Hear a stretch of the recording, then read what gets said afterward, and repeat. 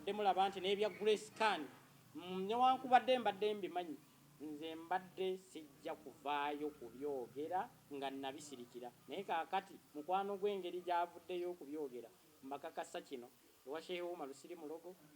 era ndi musajja musomi wa dduwa ate atereka ebyama by'abantu nze nagina ebyama by'abantu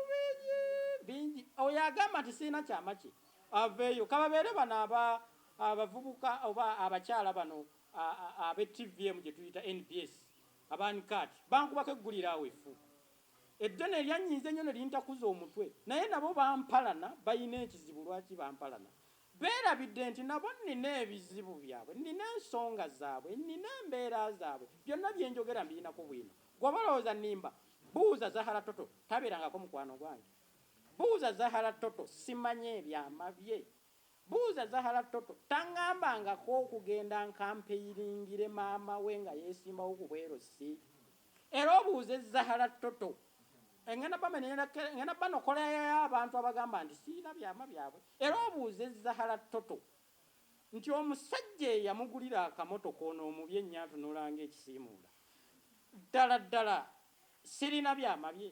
bwe mba nga sirina byama bye ekifaananyi kino kye ŋŋenda okubalaga ŋŋenda balaga waliwo mukwano gwa Zahara Toto kuba nabagamba ninako media center emu gye nabagamba nti Zahara Toto tankooya atwala bakazi babanne baba mikwano gye nina kuno omuwala gwe ŋŋenda balaga nga ayimiridde n'omusajja oyo yennyini Zahara Toto mukwano gwe manya nga ayimiridde n'omusajja oyo Zahara Toto gwe yawasa eyamugulira akamotoka eyagulira Zahara Toto akamotoka musajja mukazi wa mukwano gwe oyo omuwala ngenda balaga ekifaananyi ekyo mumbulire ddala Zahara Toto omuwala oyo omumanyi oba tomumanyi mumulabe ng'omuwala oyo alina omusajja oyo bulungi era waliwo omusajja omulala Zahara Toto gwe yatwala omusajja oyo omuzungu era ng'amujja kwona omuwala n'amutwalako n'omusajja omulala omunigeria n'omunnakenya kakati nze mbeera n'ensonga zammwe abo lwaki mbakulembeza kabeera Natalia ani gwe sirina bwino we ani gwe sirina bwino we mumwe mwenna abankuba nze mbabugereza kino nti Fifi da Queen mbanyi naye bwino we mulina yali abaddeko awo Fifi da Queen bwino ye mulina mungi era amavayo ne mbagamba nti Fifi da Queen lwaki bwino we mulina alina naye alina ekizibu kifaanaganako n'ekya Grace Can mubuze Fifi da Queen taafumbirwangako musajja nga pastor bwe mulowooza lwaki Fifi da Queen yakyawa nnyo bapasita Fifi da Queen ye muntu eyasinga okuwalampa pastor bugingo n'amukuba amagi mwe mwabuuzanga obusungu Fifi da Queen abujjawa kwe yali bbaawe pastor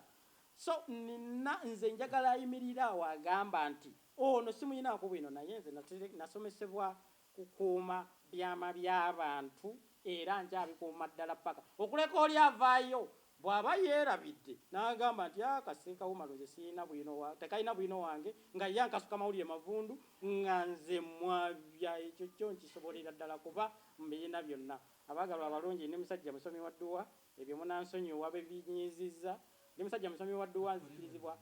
kusomera abantu dduwa na kukiipinga byama byamwe naam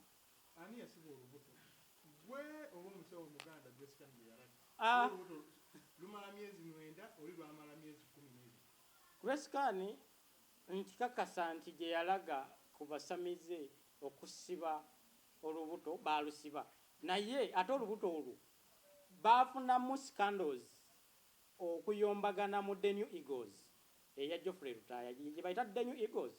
baafunamu obuzibu obwo nga bagamba nti omukazi muwala bamusibiddeko olubuto era bantuukako nga sijja kulimba wallahi billahi tallahi nakubibwa essimu okuva eri mukama waabwe Geoffrey Rutaya n'ambuuza ensonga zino nzimanyiiko ne mugamba ensonga ezo nzimanyiiko tukole tutya ne mugamba tutaase mwana gwe baasibirako olubuto tulabe ng'azaala ne musomeredduwa omuwala n'azaala okiwulira bulungi omuwala yazaala zekasa yazaala kati simanyi bya mwana waabwe gyali oba omwana wa Jovani gyali oba baayawukana n'omukyala oba taliyo naye nga namusomeredduwa olubuto ne lusumulukuka so saamusomera dduwa esiba lubuto ekyo twawuka tukwatagane bulungi bali abasamize omwana nze ngeno mutuukako nga baamuloze olubuto afe nalwo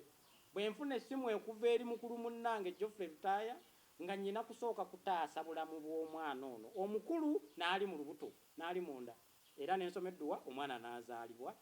bwe namanya nti azaalibwa ogwange ne gugwa kati simanyi byaddirira oba omwana akyaliyo oba baayawukana oba taliyo ebyo simanyi